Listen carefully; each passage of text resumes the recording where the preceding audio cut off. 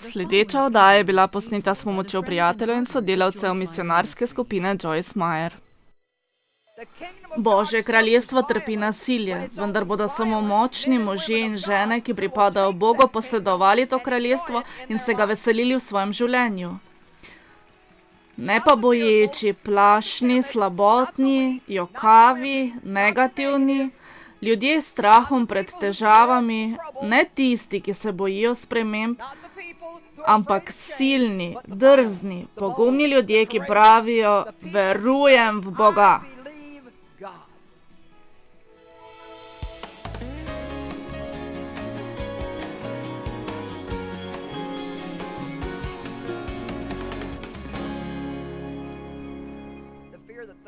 Strah, da se stvari ne bodo nikoli spremenile. Ta nikoli je laž.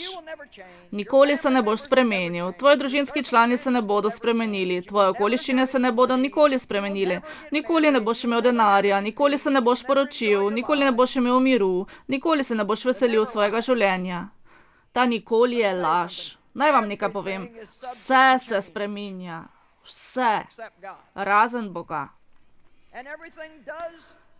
In vse se bo spremenilo. Poglejmo samo eno besedilo, in sicer v pismu Hebrejcem 13. poglavje 5. in 6. vrstica.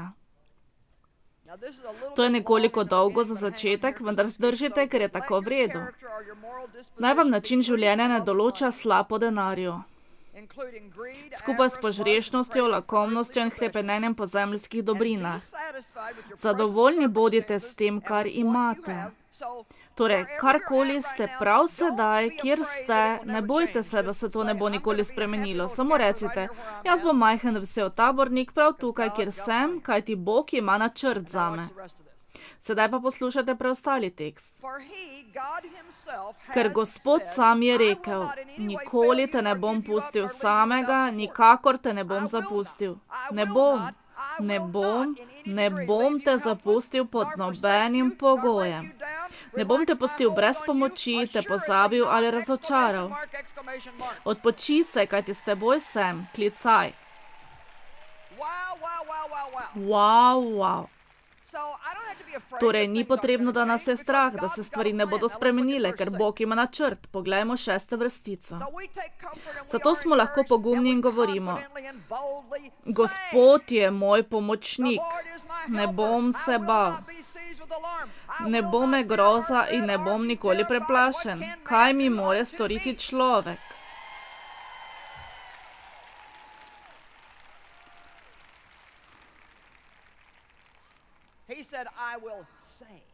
On je rekel, da bo izrekel. Zato je zelo pomembno, ko se napačne misli bojujejo v našem umu, da odprete svoja usta in izrečete Božjo besedo. In ne misli, ki jih je sovražnik položil v vaš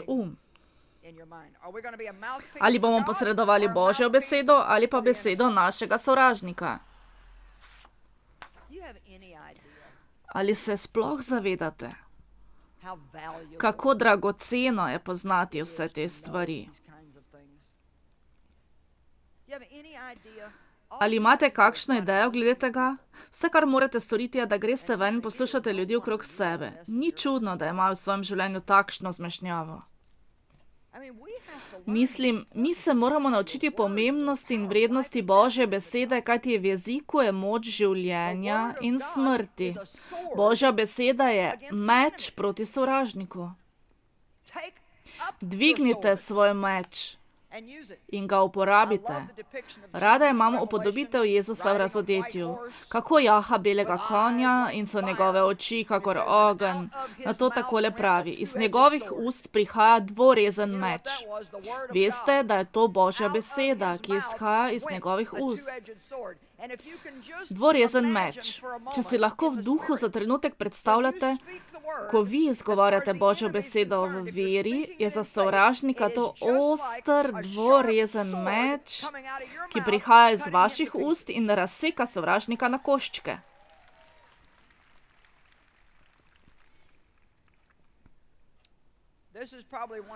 To je verjetno najpomembnejša stvar, ki jo učim. Ni dovolj, da le poznamo Božjo besedo, ampak se moramo naučiti, kako izgovarjati Božjo besedo.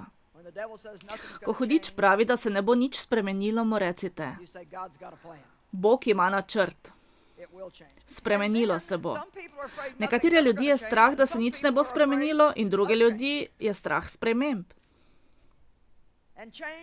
Spremembe so gotove. Zelo malo stvari v življenju je zavedno. Ali veste to? Naše telo se spreminja. A ste že to opazili?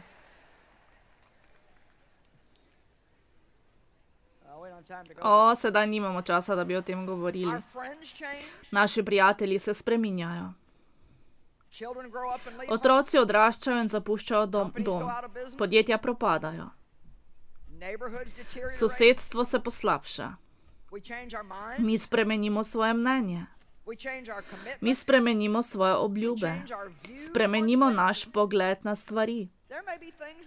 Morda so stvari sedaj, za katere ste 100% prepričani glede nečesa, in samo 2 leti pozneje boste mogoče mislili: ne vem, kako sem kdaj sploh to verjel. Tudi to, kar želimo spremeniti, ali bi radi spremenili v naših željah.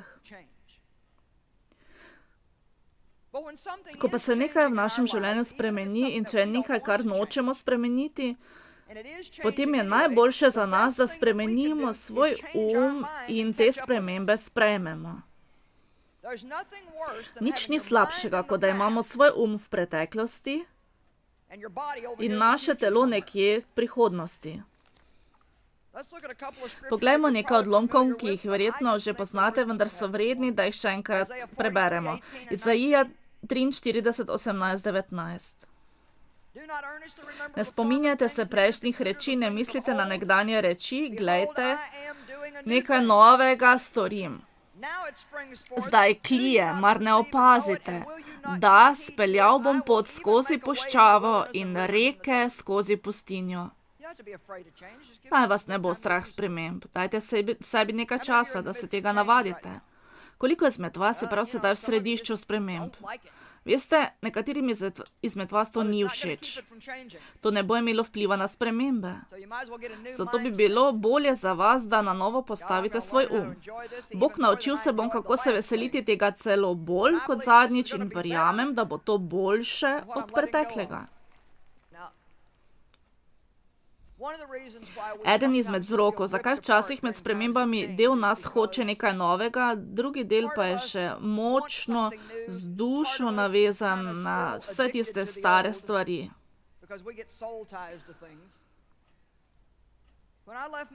Ko sem zapustila svoje delo v cerkvi, ki sem ga opravljala 5 let, sem vedela, da moram oditi. Vedela sem, da me Bog kliče, da začnem od začetka stvari, ki jih počnem sedaj. Vendar vam odkrito povem, da sem bila tako z dušo navezana na ljudi tam, na prostor, na kraj, na ljudi, na odnose z njimi, na udobje rednega pritoka denarja za položnice, da sem naslednja 3 leta obžalovala in sem bila popolnoma zmedena. Bila sem na cesti, bila sem sama, ker nisem imela vseh teh ljudi okrog sebe, ki sem se jih prej navadila. Ljudje mi vedno rečejo: tako lepo je potovati. Dajte no mir. Bila sem čisto sama na cesti in vse je bilo tako majhno. Ponavadi sem imela 10 ljudi tukaj in 20 tam. Spominjam se nekega srečanja, kjer je bilo 9 ljudi, od tega sem jih 5 pripeljala jaz. To ni bil noben maraton.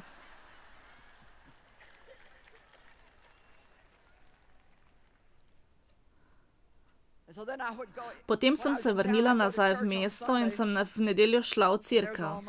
Tam so bili vsi moji prijatelji, s prijetno glasbo, z duhovnikom, ki bi govoril o pravkar končani duhovni obnovi. Čutila sem takšno žalost in sem skoraj postala depresivna. Mislila sem si, da sem naredila napačno potezo, morala bi ostati tukaj. Po resnici nisem vedela, kaj je narobe z mano. In končno mi je nekdo duhovno zelo izkušen človek rekel, to so duševne vezi. Upam, da bo to kateremu izmed vas pomagalo. Ko veste, da ste napravili pravi korak v neki drugi smeri in še vedno hrepenite po starih stvarih. Tu včasih pride do zmešnjave. Ponavadi se sprašujemo, kaj je naš problem. Mislila sem, da delam to, kar bi morala delati in zakaj se potem tako počutim. Zato, ker svoji duši morate dopustiti nekoliko časa, da se prilagodi vašemu duhu. Amen. Ali se zavedate, da ljudje, ki jim dopustite, da na vas vplivajo, so eni najbolj pomembni v vašem življenju? No, jaz nočem prizadeti njihovih čustev in nočem biti sama.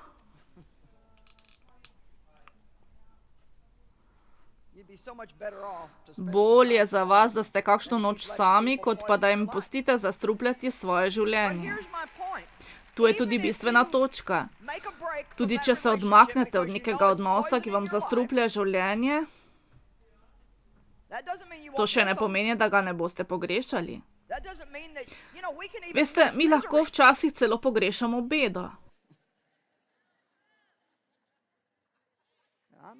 Nekaterim govorim, a ne? Veste, raje, kot da sedite za mizo ob kosilu s svojimi delovnimi kolegi, ki spuščajo na vas vsakovrstno nesnago. In vi mislite, da so oni vaši prijatelji.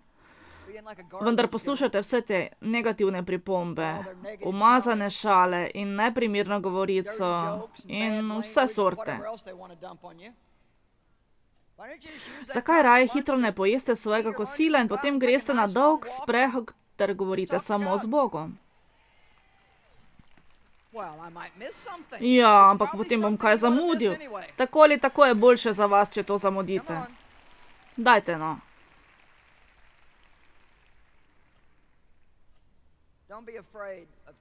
Ne bojte se sprememb. Zelo zanimivo je v prvi Jozuetovi knjigi, ko je Mojzes umrl, je Gospod prišel k Jozuetu in mu rekel neverjetno stvar. Mojzes je mrtev. Popolnoma sem prepričana, da je Jozue to že vedel. Še posebej zaradi dejstva, da je bil to čas žalovanja za Mojzesom. Vendar, ko je Bog rekel, Mojzes je mrtev, je rekel veliko več kot to. On je rekel, čas je, da se stvari spremenijo. Ti boš prevzel novo odgovornost. Stvari ne bodo več takšne, kot so bile. Potem ni več padala mana. Za ljudi je bil čas, da odrastejo. Mogoče v vašem življenju nekaj, kar je mrtvo že dolgo časa, vendar to kljub temu vlečete za sabo. In kar morate storiti je, da dopustite starim stvarem oditi.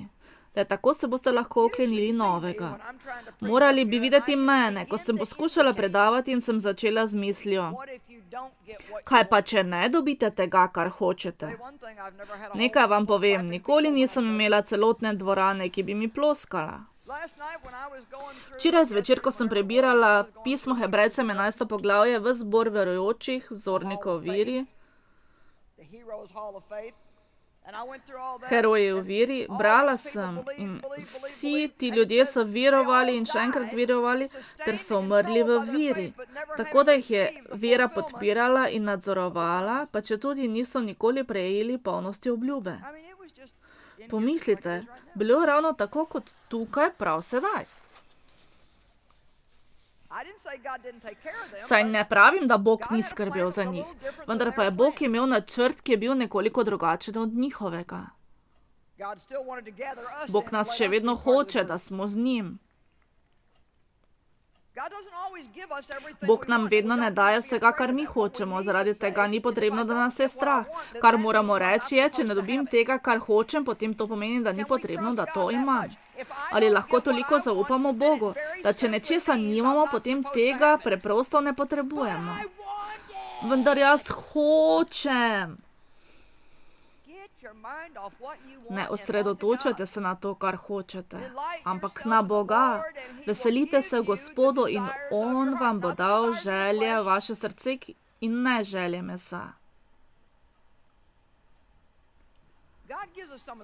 Bog nam daje nekatere stvari, ki si jih želimo, vendar pa nam On ne daje vseh stvari, ki si jih želimo, kajti včasih nismo dovolj modri, da bi si želeli pravo stvar.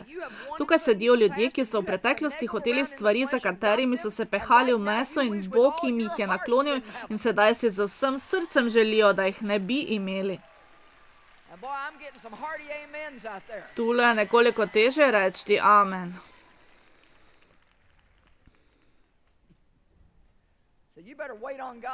Bolje, da počakate na Boga. Bog, tega nočem, če ti nočeš. Ne bojte se, če ne dobite tega, kar hočete.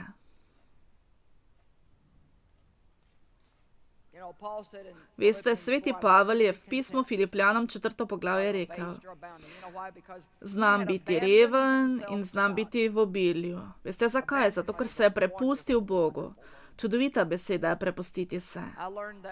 Tega sem se naučila nekako pred 18 ali 20 leti. Kako pomembno je, da se popolnoma prepustimo Bogu, in to pomeni, da rečete: Bog, v tem trenutku verjamem, da prav v tem trenutku živim po tvoji volji in karkoli se bo zgodilo v mojem življenju, bo zame v dobro. Na nek način bo ustrezalo tvojemu načrtu. Ne recite: sovražim to, sovražim ono, ne.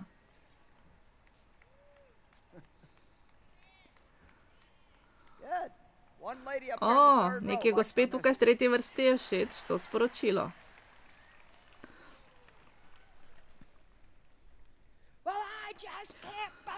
Bog, ne morem verjeti, kaj vse se dogaja v mojem življenju. Nisem rekla, da vse, kar se dogaja v vašem življenju, izrecno izraža Božjo voljo, vendar vam nekaj povem. Če ni šlo vse po poti, kot smo mi hoteli, potem bo On uporabil to za večje namene.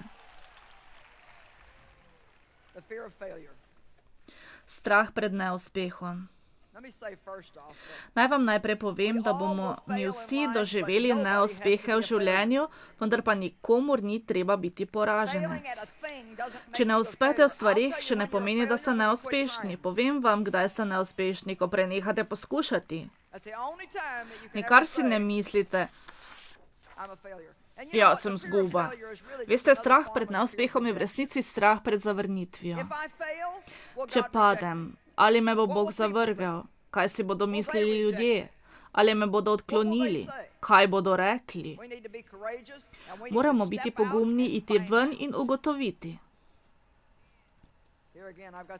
Še enkrat, imam toliko zgodb in nimam časa, da bi vam vse povedala, vendar vam povem, da sem tolikokrat v svojem življenju.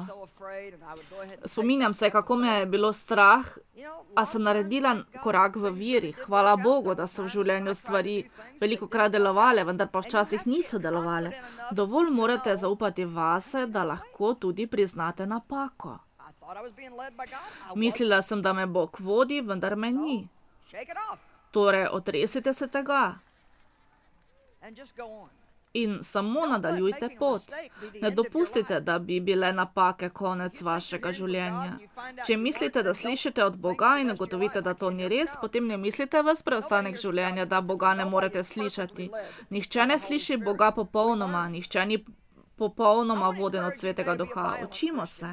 Danes vas želim spodbuditi, da bi bili drzni kristjani. Rekli boste: o čem neki govoriš? Poglejmo v Matejev evangelij 11. poglavje, 12. vrstica.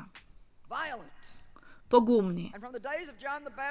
Od dni Janeza Krstnika do zdaj si nebeško kraljestvo s silo utira pot in močni ga osvajajo.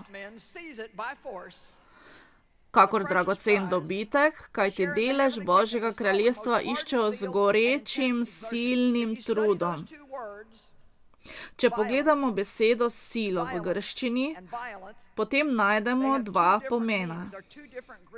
V prvi razlagi Božje kraljestvo trpi nasilje, hudoben napad. V drugi razlagi, po drugi strani, pa pomeni naravno zavzetost, pogum in energičnost.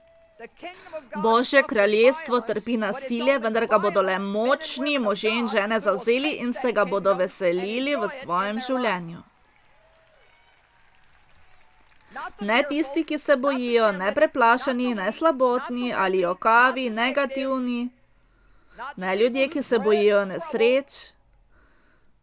Ne ljudje, ki se bojijo sprememb, ampak siloviti, drzni, pogumni. Ljudje, ki pravijo, verujem v Boga.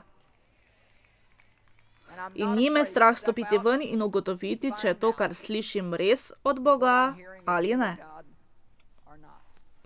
Veste, poskušala sem iti na televizijo veliko prej, preden me je Bog postavil na televizijo. Sposodili smo si majhen studio pri kabelski postaji v St. Louisu in smo začeli s pogovorno oddajo. Z mano so bili 3 ali 4 sodelavci. Jaz sem bila kot gostiteljica, sedeli smo in sem jim postavljala vprašanja. In kaj se je zgodilo? Da sem jih jaz spraševala in sem na to tudi sama odgovarjala. Oni pa so le sedeli tam kot neuporabno pohištvo. In to ni bilo to, kar je Bog hotel, da delam. Torej, veste, kaj se je zgodilo? V 6 mesecih, ko sem bila na televiziji, sem dobila samo eno pismo in v njem ni bilo denarja. Vendar, ko je Bog odprl vrata, o moj Bog, kakor poplava. Ni mi niti žal, da sem imela tisto izkustvo. Kajti, če sem odkrita, včasih, ko vas Bog kliče, da nekaj storite, se boste morda glede časa nekoliko zmedli. V vas se nekaj pretaka in si mislite, da bi to morali storiti ali pa tega ne bi smeli storiti. Edina stvar, ki vam jo lahko svetujem, da stopite ven in ugotovite. Poglejte, če stopite v Rdeče morje in se ne razmakne, potem bi jaz hitro šla nazaj.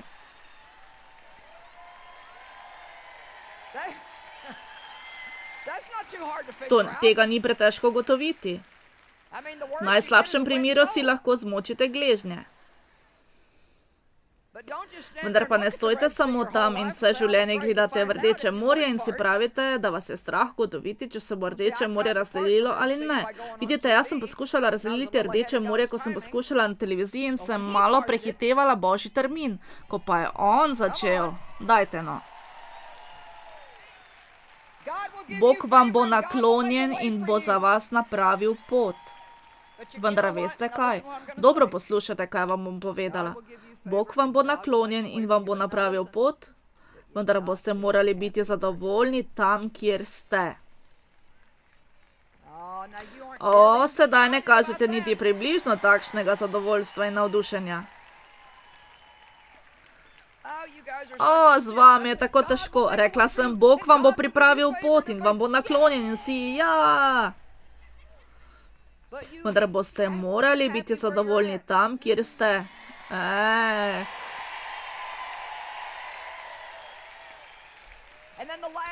Zadnji izmed strahov, strah številka 7, ki ga želim omeniti, je strah pred ranljivostjo.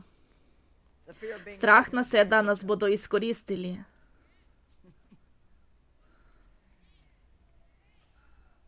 Nikar ne živite tako. Veste kaj? Ni vas treba biti strah, da vas bodo izkoristili. Že vnaprej vam lahko povem, da vas bodo izkoristili in ranili. Ne dopustite, da vas takšna čustva vodijo.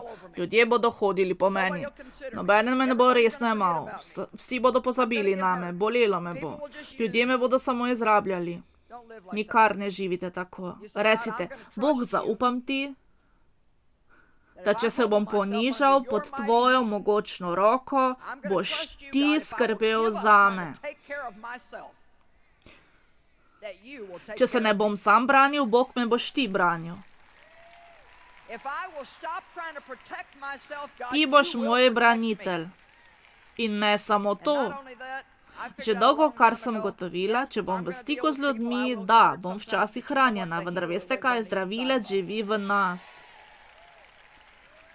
Takoj, ko smo ranjeni, lahko pristopimo in rečemo, Bog, pričakujem, da boš ozdravil to mojo rano, kajti nočem živeti v strahu. Naj zaključim s 1. Petrovim pismom, 5. poglavje, 6. in 7. vrstica. Želim, da ga pogledamo. To je tudi končno sporočilo za danes. Ponižajte se pod mogočno Božjo roko, da vas ob svojem času poviša. Vse svoje skrbi preložite nanj. V strah, vse strahove, vse skrbi in to enkrat za vsele, saj on ljubeznivo in pazljivo skrbi za vas. Ne poskušajte vi sami skrbeti zase in dopustite Bogu, da je on Bog. Amen.